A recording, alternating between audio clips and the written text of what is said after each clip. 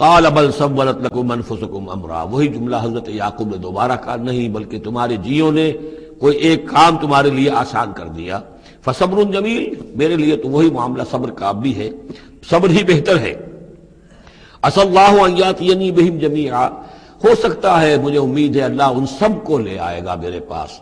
یعنی یہ کہ اجمالی طور پر اللہ تعالیٰ نے یہ علم دے رکھا تھا حضرت یعقوب کو کہ حضرت یوسف نہ فوت ہوئے ہیں نہ ہلاک ہوئے ہیں، کہاں ہے یہ پتہ نہیں تھا،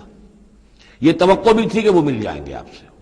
لیکن اسی وجہ سے وہ ہجر اور فراق جو تھا، شدید محبت جو تھی حضرت یعقوب کو حضرت یوسف سے، اس کی وجہ سے وہ بہت نڈھال، بہت مزمحل، رو رو کر ان کی آنکھیں سفید ہو چکی تھیں اور بینائی زائل ہو چکی تھی، لیکن انہیں یہ امید تھی کہ ایک دن آئے گا کہ یوسف آ جائے گا، مجھ سے ملے گا۔ یہ بات بڑی سمجھ لینے کی ہے، کسی کا بچہ فوت ہو جائے، اپنے ہاتھ سے جا کے قبر میں اتار آئے تو کچھ دنوں کے بعد اسے ٹھنڈ ہو جاتی ہے، لیکن کسی کا بچہ گم ہو جائے، وہ جو بیتتی ہے پھر والدین کے اوپر، نہ یہ معلوم ہے کہ فوت ہو گیا، نہ معلوم کہاں ہے، کس حال میں ہے۔ اب جس طریقے سے اغوا کر کے لے جاتے ہیں، خرکار لے جاتے ہیں بچوں کے، جب حشر کرتے ہیں، تو یہ گویا کہ سوہان روح،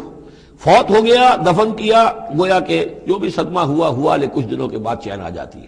لیکن یہ معلوم ہو کہ فوت نہیں ہوا، اور یہ علم تھا حضرت یعقوب کو کہ حضرت یوسف زندہ ہیں، باقی کہاں ہے کس حال میں یہ نہیں، اور اس کی بنا پر وہ غمگین تھے۔ لیکن اب یہ ہوا کہ ایک یک نہ شد دو شد بلکہ سہ شد، پہلے یہاں تو تین کا معاملہ ہو گیا، حضرت یوسف گئے تھے، پھر بنیامین وہاں رک گئے اپنے اس معاملے کی وجہ سے، اور سب سے بڑا بیٹا بھی وہیں ٹک گیا کہ میں تو یہاں سے نہیں ہلوں گا جب تک کہ ابا جان معافی نہ دیں اور وہ اجازت نہ دیں۔ عسى اللہ ان یاتینی بہم جمیعا، امید ہے کہ اللہ تعالیٰ ان سب کو میرے پاس لے آئے گا، انہ هو العلیم الحکیم، یقیناً وہ سب کچھ جاننے والا اور حکمت والا ہے۔